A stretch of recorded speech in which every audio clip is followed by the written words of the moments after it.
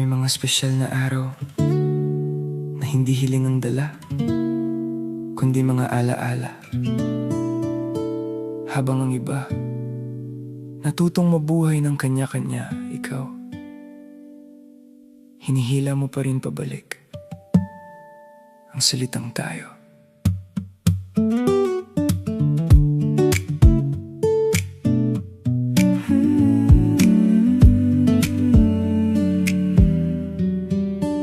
Lumipas ang mga taon, natahimik lang akong nangangarap habang lahat ay abala.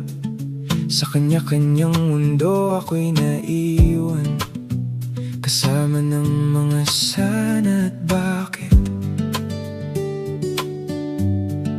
May mga gabing hindi ako pinapatulog ng katahimikan, at habang nagbabago ang lahat, ako na may tahimik na nananalangin na sana balang araw mabuo muli ang tayo.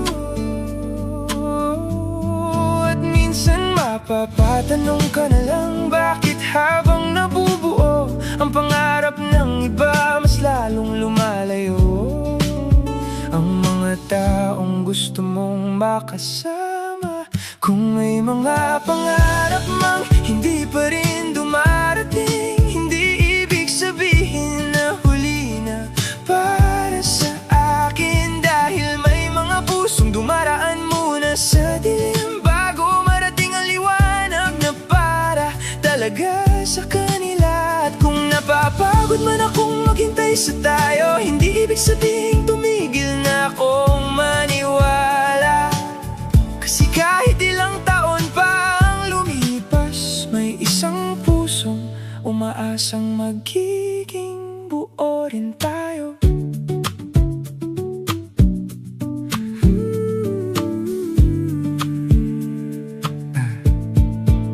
Naaalala ko pa noon nang tanungin kami kung ano ang hiling namin sa buhay. Yung iba bahay, sasakyan, maayos na kinabukasan. At ako, iisa lang ang hiniling, na sana balang araw magkasama-sama muli sa iisang hapag. Naaalala niyo pa ba ang pangarap ko na minsan pinangarap ng lahat? Walang kulang, walang maiiwan, walang kailangang magpanggap. Pero bakit ang dating sabay-sabay ngayon kanya-kanya na? Bakit ang lakad ng apat naging hakbang ng isa? Anong nangyari? At kahit ganun, hindi pa rin ako bumibitaw.